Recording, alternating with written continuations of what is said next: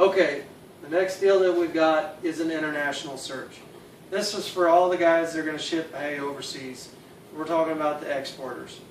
Most of this hay is all going to come from the presses, and so there's going to be quite a bit different. Their terms are different, etc. I'm going to just briefly go over it. Most of those guys already know what their terms are and how we're going to deal with them. So they have the same type of deal, except they haven't added a moisture content. Moisture is very important to them. They can't do anything with anything less than or over 10% moisture. Okay, moving on to the next page, and of course they can't take ground bales, etc. Alright, same thing basically to them, same thing. Sometimes it's fast, sometimes it's slow.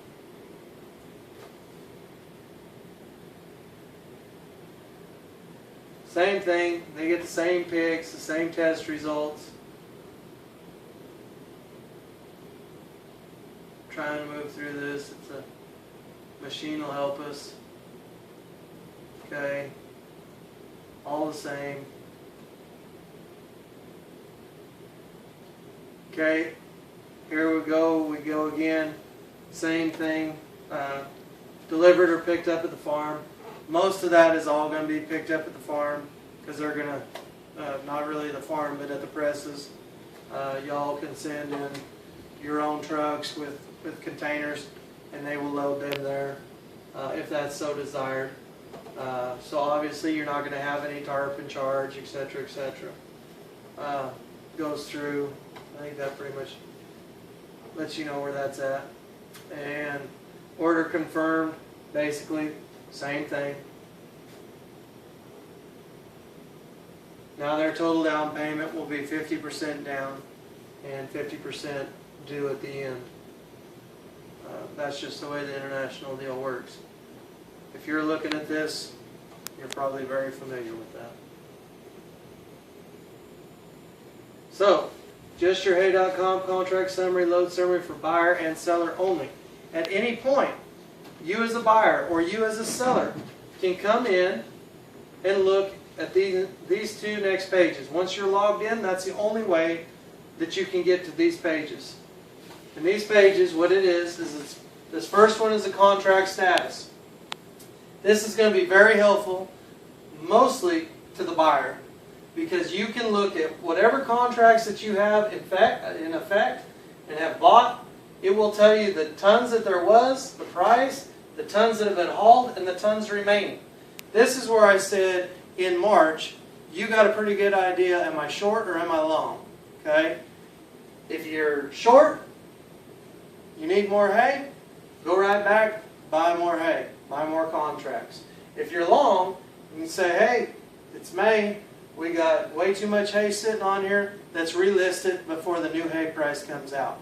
You know that's the best time, best way to get the most out of that hay. Okay?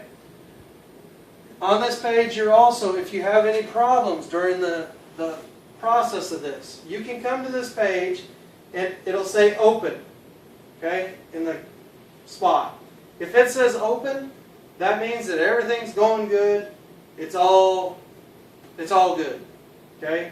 If it says pending, that really means that it's purchased and waiting on deposit, okay? So you can look at this ahead of time before you even know you got your hay sold. Or it may say dispute. If it says dispute, you need to check your emails and find out what's going on. Most likely what's going to happen is it's because there's been a load rejected. A load rejected is going to be a serious thing, like I told you. We're not going to mess around with somebody trying to send in hay that wasn't part of the contract. We're not going to mess around with feedlots or whoever that thinks that they're long on their hay, so if they reject a load, that's going to cancel the contract. It's not going to happen. We're going to find out what the problem is, what the real problem is, and deal with the solution. The solution may be pretty ugly. This is where you might get blackballed or whatever, but it's the way it is. Okay? So the last thing you ever want to see is dispute. We just want to do business right. So, as long as it says open, you know everything's smooth. But as a producer, you know how many tons more you have to send to that for that contract. Okay?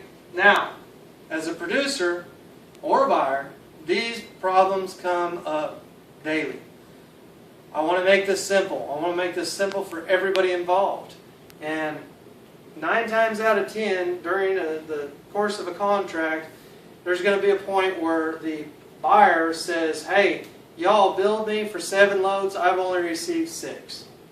Okay? Or the producer is going to say, hey, I loaded 7 trucks and y'all have only paid me for 6.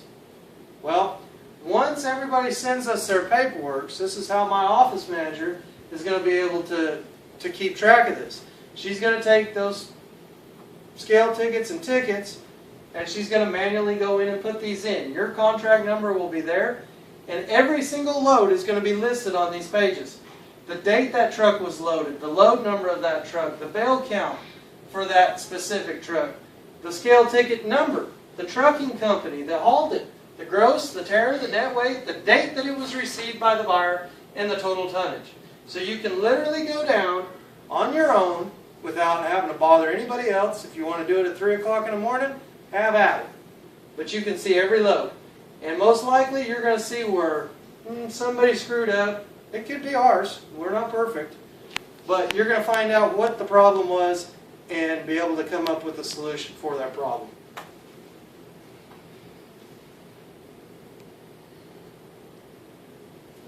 Alrighty. Trying to move on. This is just the ticket book, the large ticket book that the producer is going to have to fill out that he can send in every week for his payments. He just lists the loads, the load numbers, the bale counts, scale tickets, shippers, the gross, the tare, the net weight, and the tonnage. Make sure that the farm number's right. Make sure the contract's number's right. Make sure the buyer's right, address, and city and state, and the date's right. He takes that and a copy of the scale tickets, sends it in to me. He gets paid for those that are on there. And he also retains a copy. There'll be 2-part book.